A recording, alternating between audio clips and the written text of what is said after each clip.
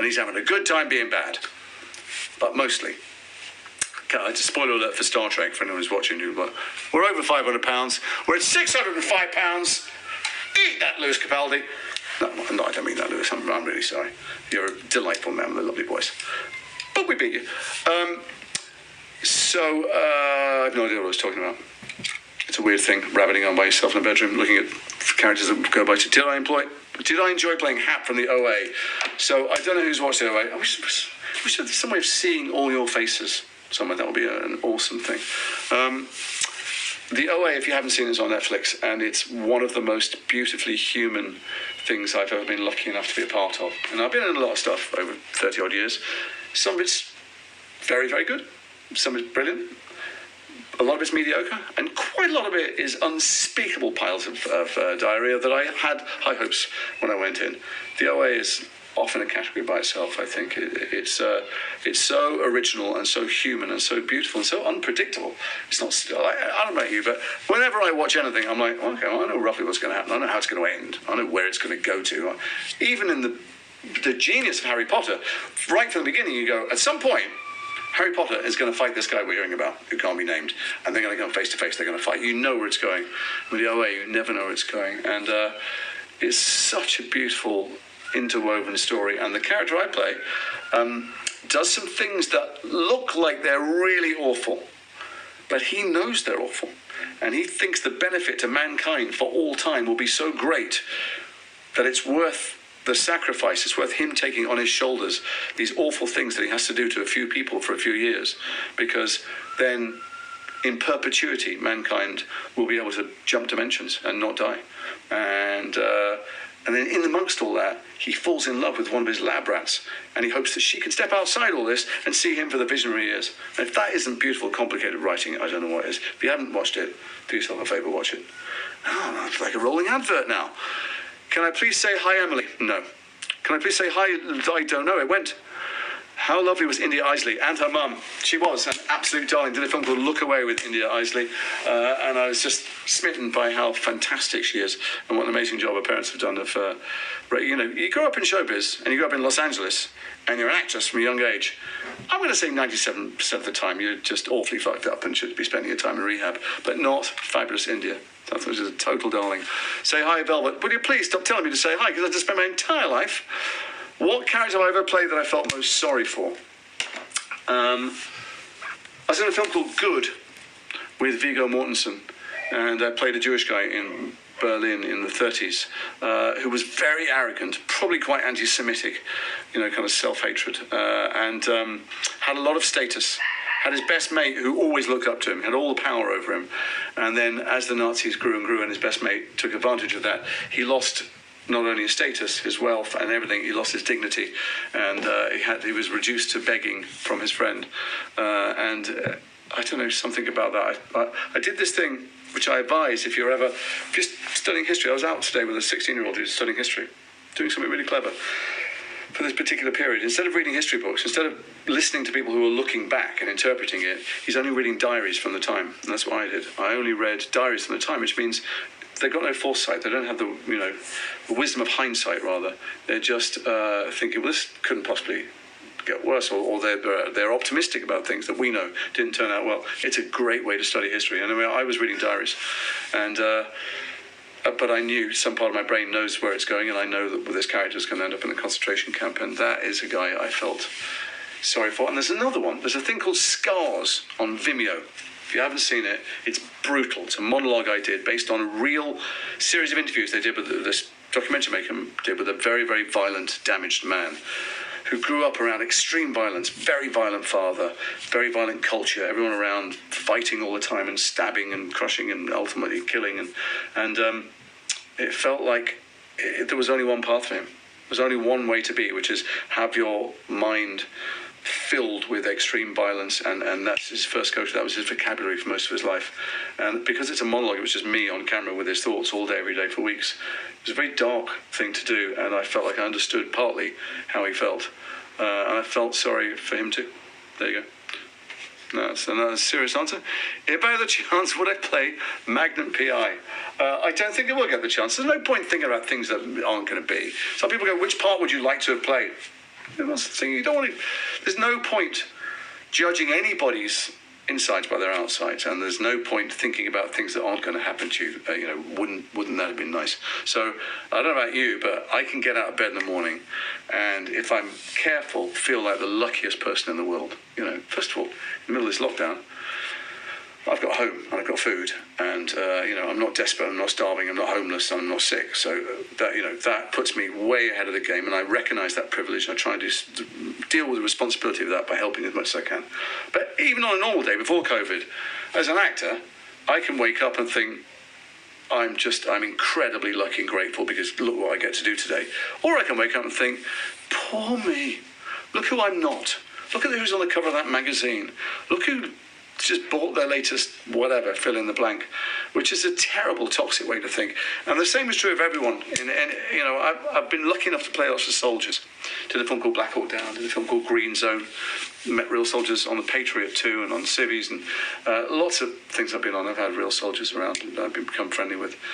And it's amazing how you can meet people who've lost an arm or a leg or their eyesight, whatever, and how grateful they can be and how positive they can be.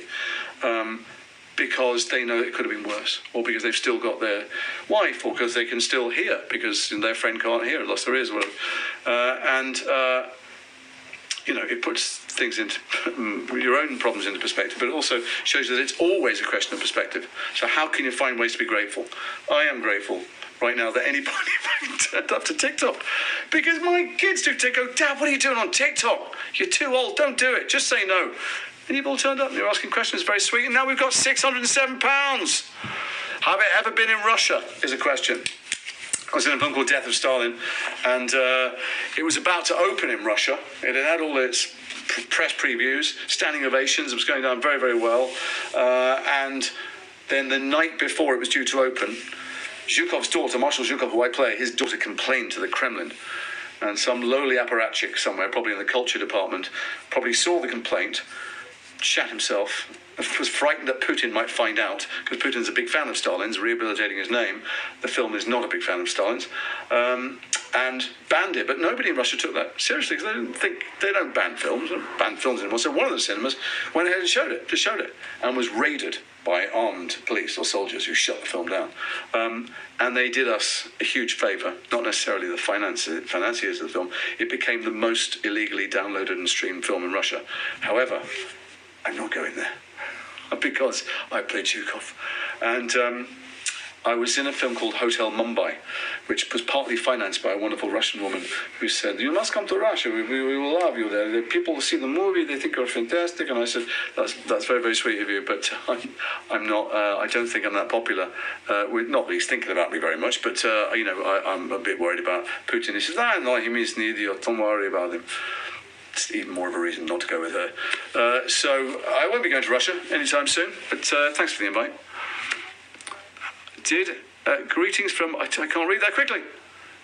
Have you been to LA? I have been to Los Angeles many times. It is a mad, mad place. My very first night in Los Angeles, 5 million years ago, when I arrived by steamboat, I went to stay with this dude who was a manager, and I walk into his house, and he went, hey, come in. I can't, just give me 1 second. He was sitting in his tighty whities, already slightly creepy that he'd invited me to stay in his house. There he was. He's watching TV, and he was watching the very, very first broadcast of the Rodney King beating. And people who aren't old enough to know, this was a live incident caught on camera where a bunch of Los Angeles policemen got a motorist out and beat him to a pulp, a black motorist beat him to a pulp with sticks, and it led to ultimately huge riots when they got off. And it was clearly something of enormous significance happening. And I walked in and I went, holy shit. And he went, yeah, I know. And he grabbed a telephone, and before the broadcast was over, he was on the phone to his lawyer, seeing if they could sell a TV movie version of this and get the life rights of the guy. And the guy I was staying with is not very, very high on the totem pole or on the pyramid. So, if he was making the call, 200,000 other people were also thinking, not what does this mean about society? How is the world falling apart? What are the consequences going to be? But can I make a movie of it? It's a shocking thing. I'll tell you, the other thing, I used to sit with my kids. We go to a restaurant, this outdoor restaurant once a week, and I play a game with them and say, okay, you've got 2 minutes, go around, come back and tell me who's got the most expensive shoes, who's on the first date, and who's got a criminal record. Some kind of MI5, initiative test. One time we're sitting out there, maybe 12, 15 tables out there, 40, 50 people. And I went, okay, girls, you've got 2 minutes. There is one woman I can see here who has not had extensive plastic surgery. Find me who it is. And everybody else looked like they were caught in a wind tunnel while doing a handstand with giant helium balloons for breasts. That's LA for you. What's all that old shit on my shelf behind me? It's a very, very good question. There's a lot of photographs of my wife and our children, and none of me. Interesting, that, isn't it? A lot of books that they are voracious readers. My wife and my eldest daughter. I stopped reading books when the internet came out. I'm a geek, so I was on the internet before there was the web. Before, I'm sure a lot of you were born. I was on what used to be called news groups and bulletin boards. And do you want to hear a filthy story? Is it appropriate? I don't know how old everybody is. I don't know who I'm talking to. I can tell you a filthy story anyway. You can log off. The parents can hate me. You can sue me. When the web it just started, there were search engines pre-Google. And I had my first laptop, and I was doing a film called Dragonheart in Slovakia. And I was in the room next door to David Thewlis, and we both had our first laptops, and we were plugged into the single phone line that went out of the hotel. So whoever got on first, you go, all those noises, and it would connect to the internet. We all had a phone in our room, but the hotel management didn't tell us there was actually only one phone line. So I'd get back beyond the computer, and everyone else would go, I couldn't get a line all night, couldn't call the States. Anyway, David came into my room one day, he said, what are you doing? What are you doing on the computer? What do you do all the time? I said, I'm on the internet. He goes, what's the internet? I said, the internet's, I don't know, it's like the world's biggest library. It's like the world's biggest encyclopedia, but anyone can add to it all the time. What are you talking about? What's that mean? I don't even know what that means. I said, well, like, you're in there, for instance, if I type you in. He goes, no, I'm not. I said, no, you are. There'll be things about you. I thought, no one talks to me about it. I said, but that's not how it works. Look, and I went into one of the very, very early search engines, which I think might have been Alta Vista or something like that. And I typed in David Thewlis, and I hit return. And back came 10 hits. David Thewlis, naked in the shower. David Thewlis, penis. David Thewlis, full frontal. And he went, fucking get that off right now. I said, it's not on my computer. It is, get it off, delete it right now. I said, mate, it's not on my computer, it's out on the internet. What is it? Who do I call? Who's in charge of the internet? I said, no, I'm sorry, don't do naked films anymore. So, there you are. What was that to do with? Did anyone even ask a question that led to that? Will Prime Wolcott return to Star Trek Disco? Oh, there's a question. So, without giving too much of a spoiler away, I was in the first season of Star Trek Discovery, which I loved doing, and I might have met a sticky-ish end, but there is a possibility that there might be more, or another version of me somewhere in the universe, and the only problem is that the guy I played was so interesting. He had a fantastic story, had a fantastic character, had a fantastic journey, arc, as we say about actors. And I wouldn't want to play a boring version of him. So I'm in touch with the Star Trekky people. They're doing a new series, it's going to be awesome, which is Undiscovered Worlds, I think it's called, which is Captain Pike and Spock, which I think will be brilliant. They were fantastic, those actors, Ethan and Anson Mount. But Prime Wolcott would have to be at least as interesting as Wolcott. Spoiler. So we'll see now. The Red Cross are writing to me. Tell them to donate, and you'll call Tom, she says in capital letters, because she's no idea. Sean, you don't write capitals. What are you, Trump? Or maybe you're trying to really make the point to me. Tell them to donate. They're donating when you shout out people's names. Be brief. Answer your questions. Someone's in charge. There you go. Thank God someone else is in charge. What was my favourite role to play? Which is the harder role you play? Did you like to play your role? Oh, what does that mean? I played many roles. Ask Tom to make a TikTok account. Will I do conventions again after lockdown? I go to conventions because I love meeting people. It's awesome, the people you meet. They've always got such amazing stories about how something I've been in has affected their life. And people come up and tell you that, Star Wars Rebels meant a lot. I do lots of voices as well, so I was in Star Wars Rebels and Avatar and various other things. Or how Harry Potter provided people, a life raft in difficult times for them. So, I'll go to conventions when it's safe. I think we should all do things when they're safe. Please donate to the British Red Cross. That's why I'm here, talking just infinite nonsense. The Cursed Child film, ? I don't know. I would imagine there would be, because it's bloody great. If you haven't seen The Cursed Child, here's a top tip from a Harry Potter insider. If you haven't seen The Cursed Child, the play, don't read the book. It's not a book. It's a play script. You will ruin the big twisty surprises magic. It will come eventually to a theatre near you. Don't ruin it for yourself. Don't read it. Buy it, by all means, for your collection. Wouldn't want to do that. What's she saying? Tell them to late Nicole term. Now she says, the Red Cross saying to me, get off. She's saying, get off, that's enough. Respond to comments, do shout outs, short answers. Who are you? Who are you? I'm no one. I'm just some dude who puts makeup on and funny voices for a living. And not even that anymore. So there you go. I will be again. Who's been my favourite character to play? I kind of like Captain Hook. I like Captain Hook because I also got to play Mr. Darling in Peter Pan. And I like dressing up and showing off. And my God, is there anybody more of a show-off than Captain Hook? Plus, it was in Australia and lived on the beach. Although, people did die of shark attacks on that beach while we were there. But still. Hook. No, Hook is a film with Dustin Hoffman. I was in Peter Pan. People have sometimes said to me, what's the difference between your Hook and Dustin Hoffman's? And I say, about 1.5 feet.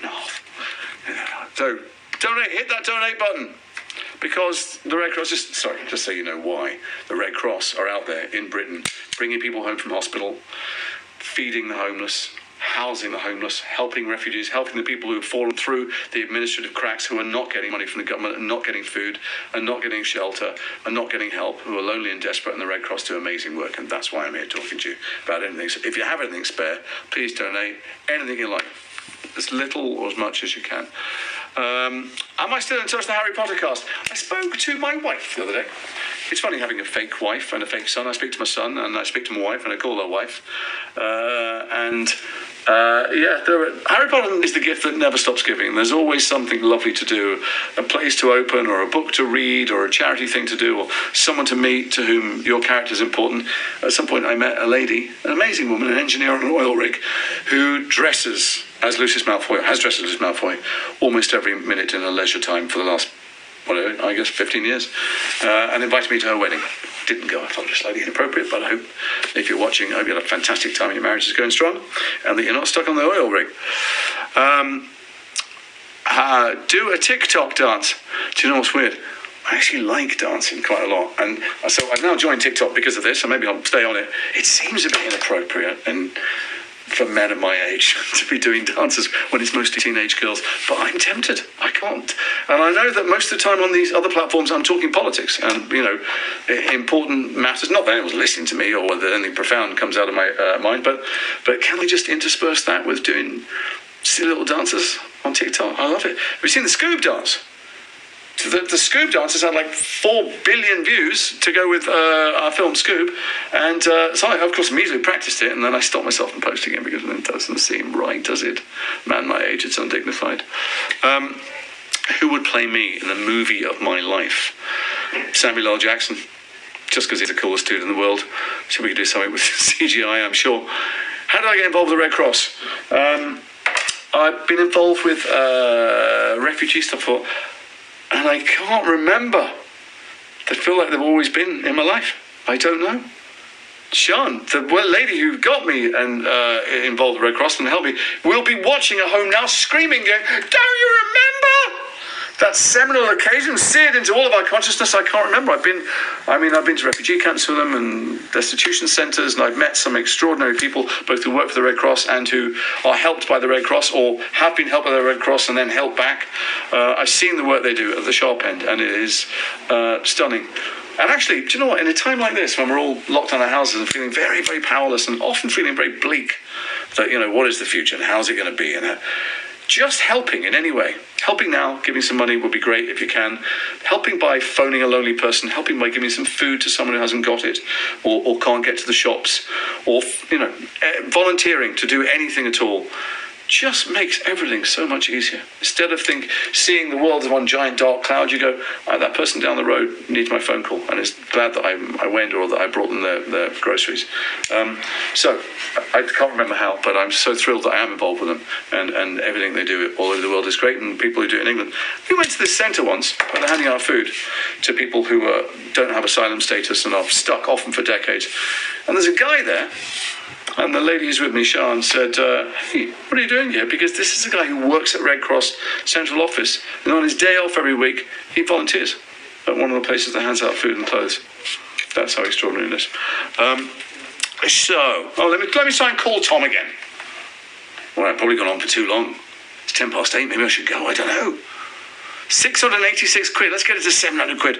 Tom went golfing. I have no doubt Tom went golfing. We'll try him one more time. Tom Felton, FaceTime. There he is, or not. Look, you can see the park over the road from me. He's still not answering. In the shower. Imagine if he answers in the shower. That would be very wrong. Nah. Bugger. And I called him yesterday and said, Tom, I'm doing this TikTok tomorrow. I might FaceTime you. He's like, yeah, sure. Bastard. No, he's not. He's busy. He's doing something else. What are you going to do? Now, we're at £696. Am I a doctor? I don't know what that means. Am I a doctor? I've played a lot of doctors. I'm about to play a heart surgeon, I hope. My first ever job, ever, on a film was playing a doctor in a film called The Tall Guy. And I was very excited. It was called Doctor 2.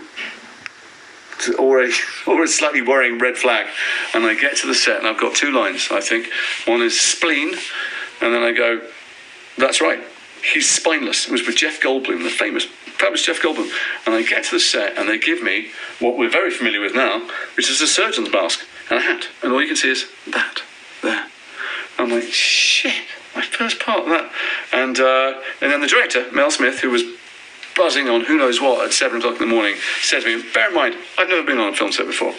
And he goes, all right, listen, I've been on a lot of time. What we're going to do is we're going to dolly in. We're not going to put a track down. We're going to dolly in because we don't need the dance. We've got a dance floor. But because of the different angles, because the lens I'm using is full anamorphic, what I need you to do is take your eye line, like somewhere close to like the axis of the jib when we start, then bring it up through the matte box and end up like right in the bottle, okay? And I went, yeah, sure, okay. What the fuck is he talking about? What he was talking about was, starting, the camera starts over there and look down, and as you get closer, lift your eye line up, lift your eye line up, till you're looking directly in it, and it will look like you're looking at the same thing the whole time, which I now understand after 30-odd years of mastering the technical stuff, but I had no clue what was going on. That was my first job, playing that doctor. We are at £720. Thank you so very, very much, anyone who's given. Can I please say Privet Sasha? It means hello, Sasha. Sure. Who's my... Did I enjoy Capital City? Holy cow! Capital City is the first television series I did. And I came out of drama school. I went to study law originally. And then when I went to drama school, I decided I'm going to be poor. I will be poor, but I will be happy and artistically fulfilled. And that will be an okay life. The only plays I'd ever done at college, I was always naked and swearing or getting castrated or stabbing people, stuff that students think is really clever. We thought it was really clever. The more naked and more sweary you are, obviously the more clever and more grown up you are. And then I got a job in a television series in which I wore a suit and I looked like someone working in the finance industry on Wall Street somewhere in London. And my parents, who had only at that stage heard me do complete obscenity, wall to wall for years, were so thrilled. It looked like I had a normal job. It wasn't a normal job. And I tell you this, terrible story. I went down to the City of London, where at the time all the finance world had exploded. They were all drinking champagne and doing mountains of cocaine every day. It was like Scarface with Porsches, and they all had this kind of bouncy leg thing. No, you can't see my leg there, but they're all like the legs. I can't even show you. Legs were bouncing up and down all the time like that. So I did it like that. Bouncing like that because they're all jittery all the time. They never went to bed. They did a lot of cocaine. And I was, looking to be authentic. And so we filmed this television series, which went on for 2 seasons. And but a few weeks in, I'd had a lot of coverage already. And one of the cameramen said to me, "Here, Jason, you might not want to do that thing with your leg. When you do your close-ups." And I said, no, they do it. Actually, they do it. I've seen it. They do a lot. Bounce your leg is, yeah, but I'm saying in close-up, it looks like you're masturbating. All right. What Why didn't you tell me? Oh, I don't know. I thought thought you might pick it up.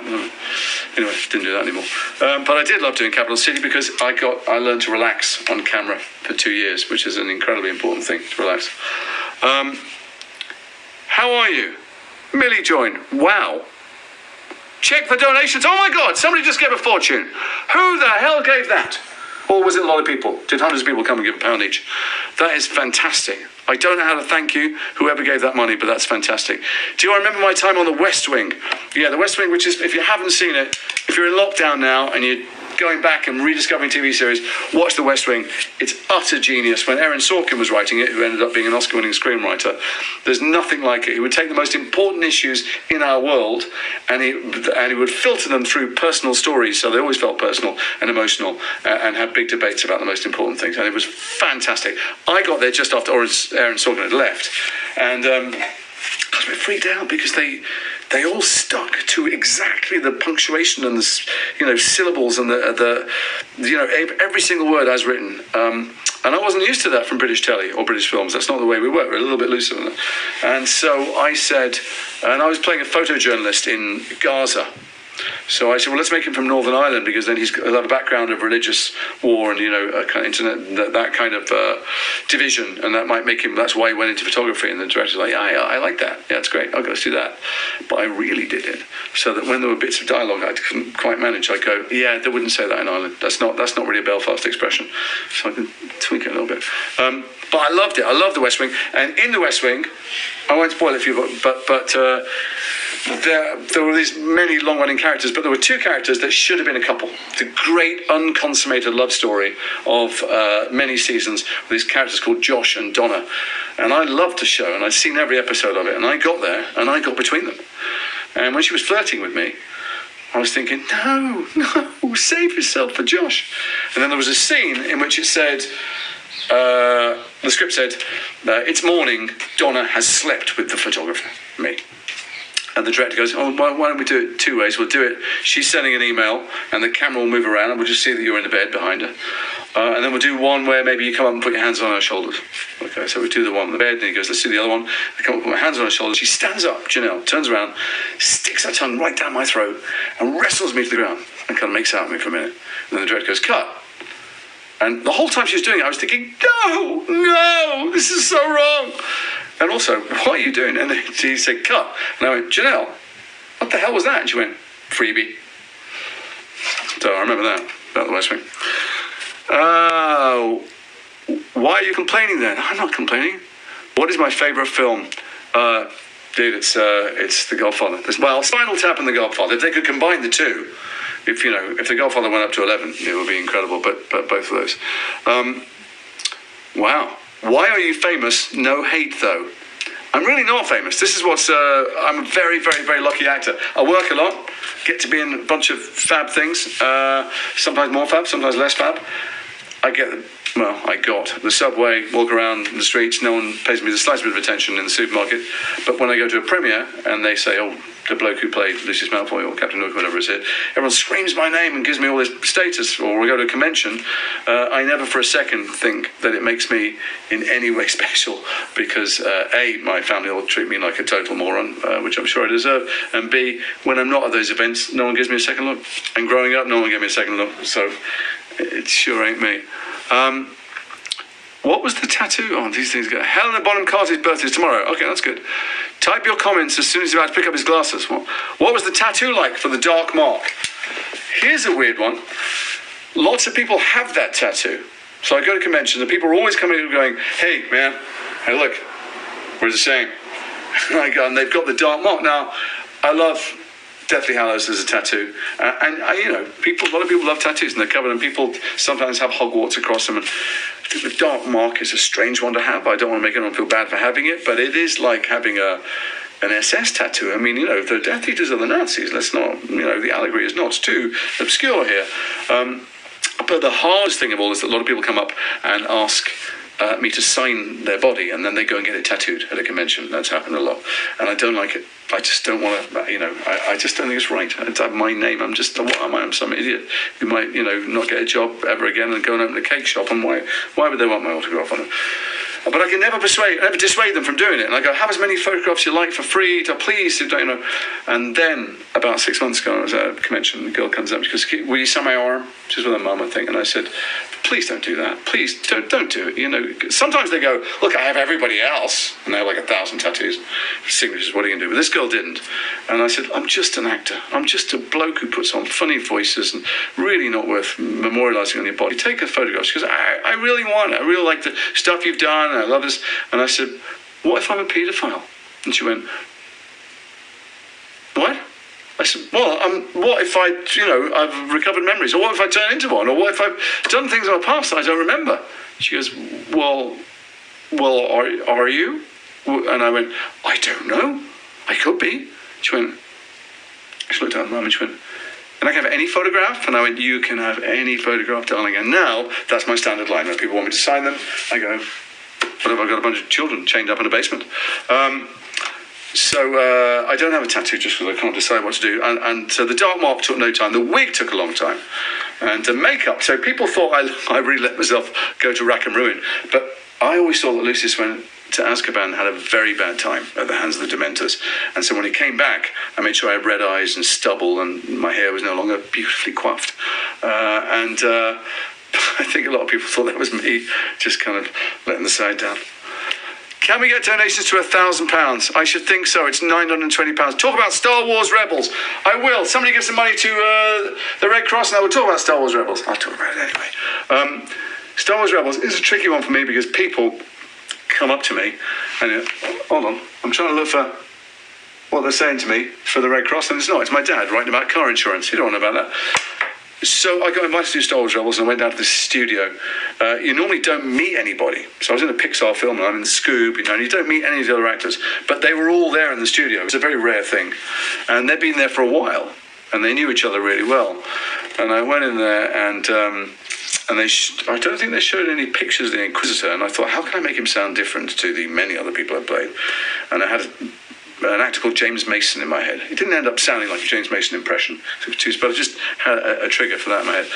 But I remember there was a putting machine in there, and I got the putting machine and I switched on. But when you got the ball in the hole, it went zzz, and hit the ball back, which ruined quite a lot of takes. When I went to do another session, they showed me the artwork and I realised that the Inquisitor had the coolest lightsaber in the universe, which is a spinning red kind of battle-axe thing. And I felt that was consistent with having the coolest wand in the Harry Potter world, and I was rather thrilled by it, frankly. And the coolest ship in Star Trek. The Discovery can do all kinds of things. But I didn't watch it. That's the truth. I haven't seen it. I don't know. I'm always embarrassed when people ask me about his status as a Jedi and the rest of it. I don't know. I didn't see it. It wasn't on. I've got girls. They don't watch it. I watch whatever they watch because the only time they'll spend with me is when they don't have to look at me and they can tell me to shush every minute. So there we go. We are on £930. Have I been to Australia? I have been to Australia and I loved it many times. I was in a film called Red Dog.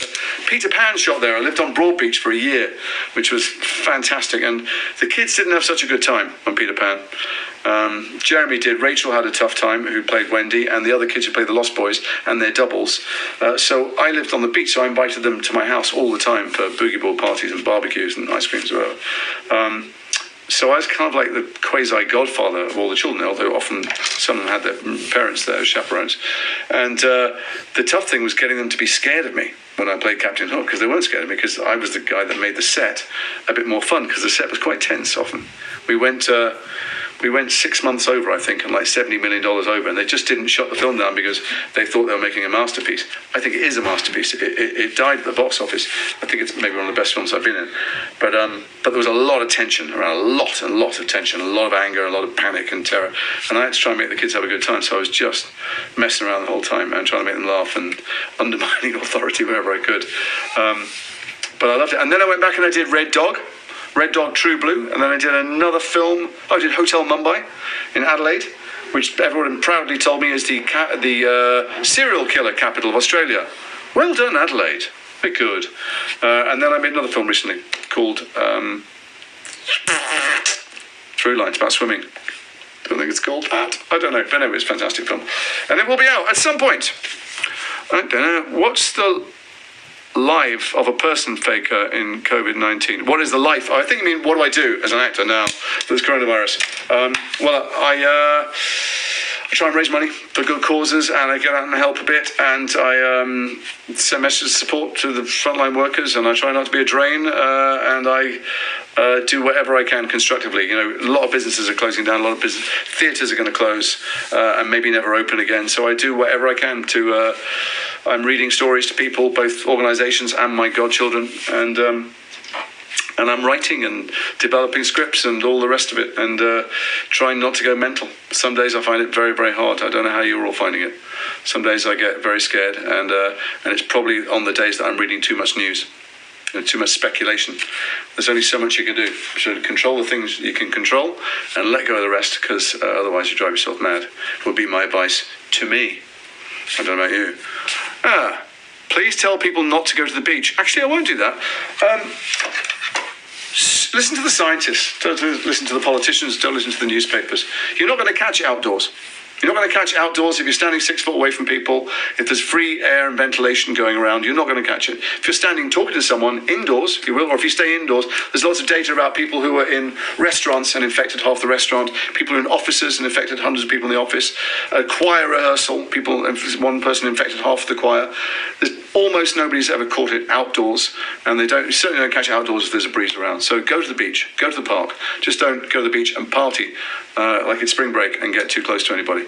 Just, you won't catch it off the sand, you'll catch it off the surface or someone's breath. What do I think of fan fiction?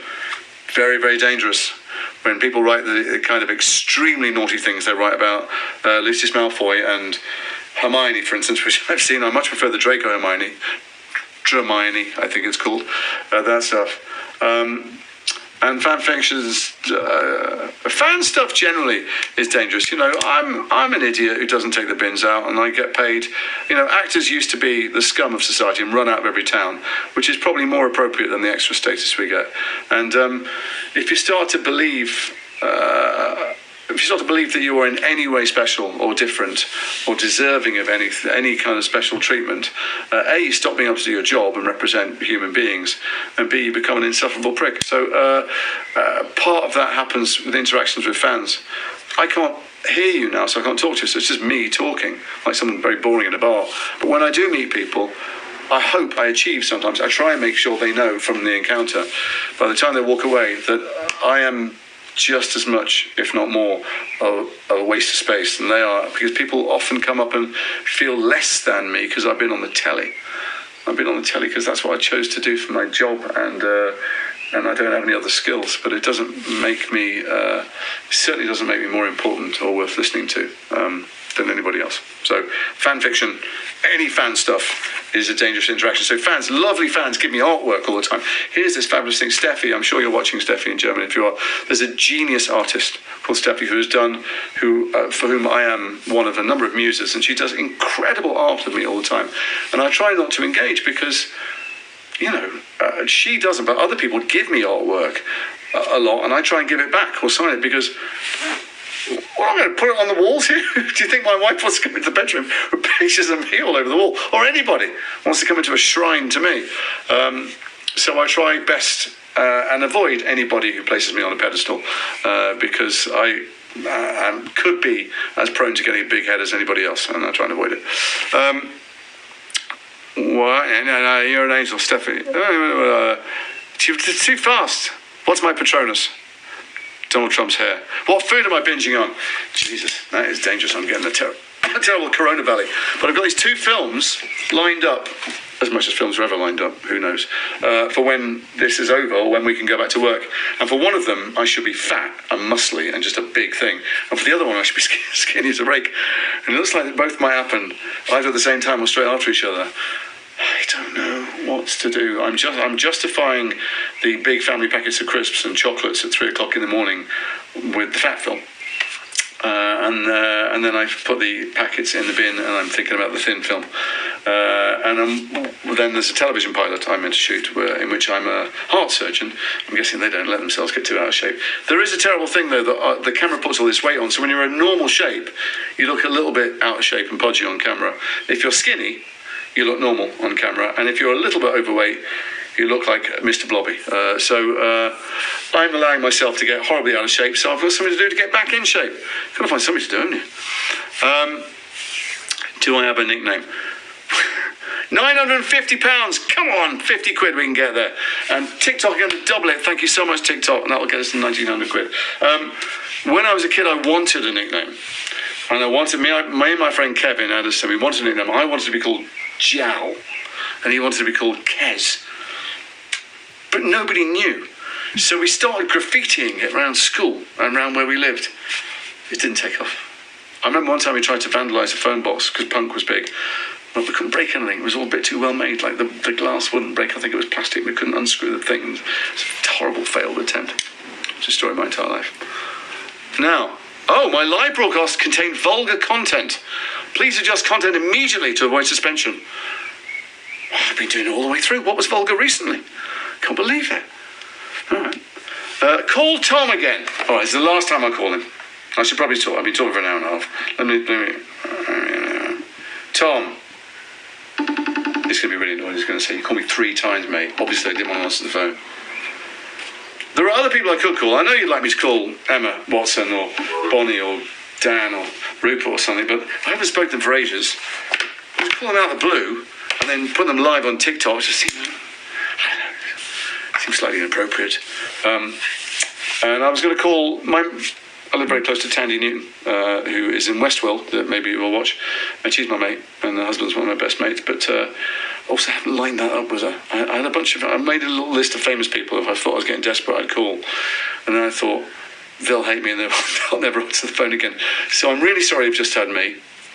I think I should probably sign off, because I think all the people at TikTok, the Red Cross, have had to stay awake and are neglecting their children, or possibly sick relatives. Did I study law at university?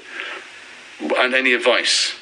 Yes, I did study law at university, and then I didn't. But I was still at university studying law because I was doing plays, and I knew I was going to drama school. My advice would be, don't do what I did. There's a very famous and rather utterly brilliant writer, actress, comedian called Victoria Wood in Britain. If you don't know who she is, you should look her up and find out. She did a film-length episode of Case Histories, which is a detective series I was in, and we went out for dinner and we found out that we had both done the same thing, which is know that we were going to leave our degree and so get really, really bad ones. And I got a really bad law degree. I think they just gave it me because they didn't want to have a failure on their books.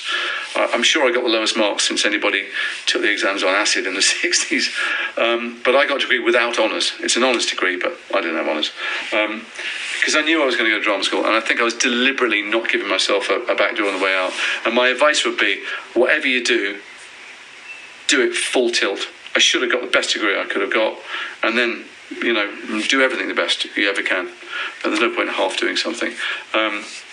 But I would say, if you want to be a lawyer, don't study law. Go and do something else. Go and do something that fascinates you, because then you can do the catch-up course, which is a year. And it's a fantastic profession. Lots of the people I study with are still doing it. They're doing amazing and interesting work, and I often miss it. We are at £1,005, and that is thanks to your incredible generosity. Irish Arwen just gave £200. Irish. That's not your name, Irish. I know who you are. Hi. I hope you're feeling good and keeping safe, because you are immunocompromised. I know that. So I hope you're staying away from everybody, and that people are dropping groceries on your front doorstep, and that is incredibly generous. Someone else just gave 100 quid. I love you all. Can I please greet me? I'm Lena. Sure. Why are you sad when Alan Rickman died? What kind of question is that? Actually, it was a very sad loss, but so was Richard Griffiths, and so were many of the other people. Richard Harris was a tremendous loss. But 3,000 people worked on the films, and lots of those people have died, and many, many people are dying all around us. The thing to do is to live your life with passion and with kindness. That's the Red Cross's motto, is the power of kindness. And you've all been incredibly kind. First of all, by not leaving me alone here on the screen. That is too small for me to see, even my glasses, all these messages, but I wish I could have said hello and shouted out all of your names. But everybody who's come and asked questions, and everybody who's given money, thank you so very, very much. To the die-hard fans I know who turned up to everything, who turned up to the local community centre just before lockdown and every convention, I never take you for granted, and I'm really, really grateful. And to anybody who was hoping to see a middle-aged man to an embarrassing dance, I'm going to do it when I get off. But thank you very, very much, and I'll see you or hear you or answer your questions some other time, somewhere. But I got